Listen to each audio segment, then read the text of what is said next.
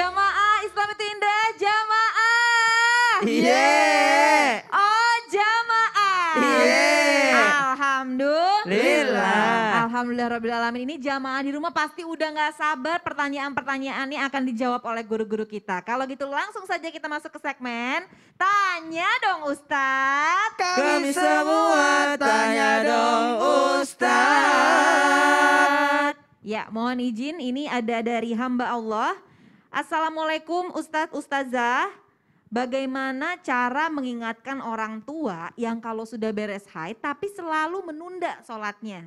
Misalnya pas haid telah selesai zuhur tapi ditunda baru asar mandi wajibnya Ustazah. Katanya gampang lah nanti dikodo aja. Emang boleh ya Ustazah mengkodo sholat bagi orang haid? Apa malah berdosa menunda-nunda sholat padahal haidnya udah bersih? Nah mohon izin Ustazah Nada silakan. Oh ya Allah, ini Masya Allah ya menggampangkan urusan sholat. Nah jadi kalau misalnya ada pertanyaan bagaimana nih udah bersih kemudian boleh nggak ditunda? Boleh. Jadi ketika sudah bersih boleh menunda mandi dengan syarat, ada syaratnya. Jangan sampai melewati waktu sholat. Contoh, kita merasa yakin bersih yaitu pada pukul 1 misalnya. Boleh nggak mandinya jam 2? Boleh. Tunggu deh makan dulu deh, istirahat dulu deh, boleh. Kenapa? Karena memang yang harus diperhatikan masa waktu untuk sholat. Contoh misalnya gini, kita yakin bersih di awal waktu sholat isya. Ya kita yakin bersih karena maghrib masih ada, kemudian isya yakin jam 7, setengah 8 udah yakin bersih. Boleh nggak mandinya nanti menjelang subuh? Boleh. Cuma yang harus diperhatikan ketika kita sedang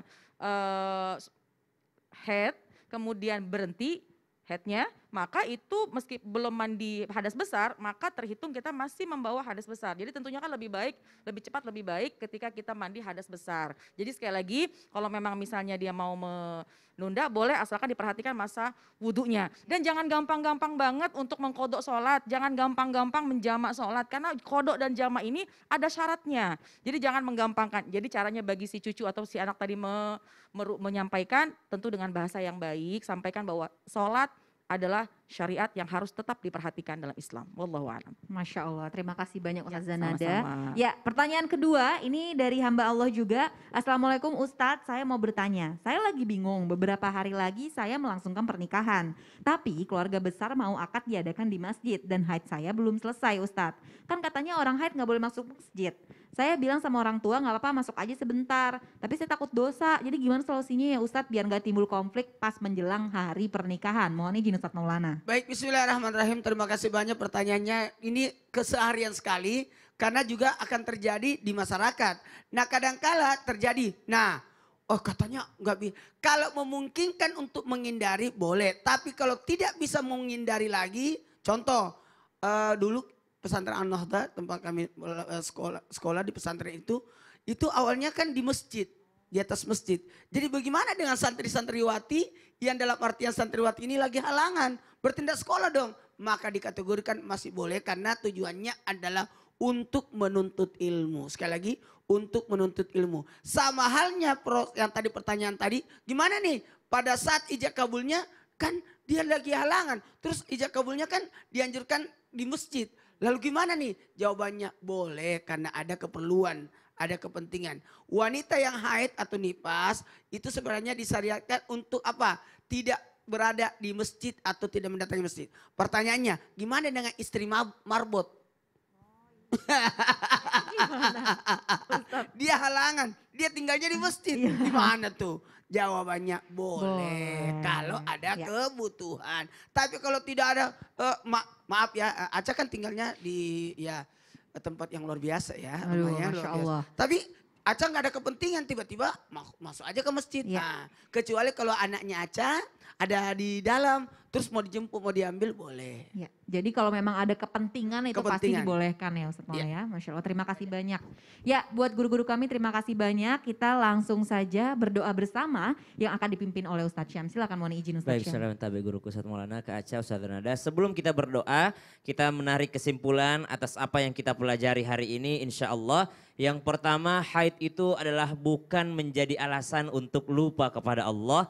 Bahkan bukan alasan untuk tidak beribadah. Karena Allah katakan dalam Al-Quran, وَمَا خَلَقَتُ الْجِنَّ وَالْإِنسَ إِلَّا لِيَعْبُدُونَ. dan tidak ada diciptakan jin dan manusia kecuali untuk beribadah. Artinya tidak ada masa, tidak ada detik yang kita lewatkan kecuali dalam niat ibadah kepada Allah Subhanahu wa taala. Yang kedua, wanita dalam keadaan lemah dan mudah diganggu syaitan ketika haid, maka baiknya selalu membentengi diri dengan zikir-zikir yang ada, wirid-wirid yang ada, karena seorang wanita yang sedang haid tidak dilarang untuk yakni mengamalkan wirid-wiridnya. Kemudian selanjutnya haid itu menyimpan berbagai hikmah yang luar biasa bagi seorang wanita. Jadi ternyata berbanggalah wahai wanita menjadi ciptaan Allah yang dimuliakan, yang diangkat derajatnya. Karena setiap rasa sakit itu bernilai pahala di sisi Allah Subhanahu wa taala.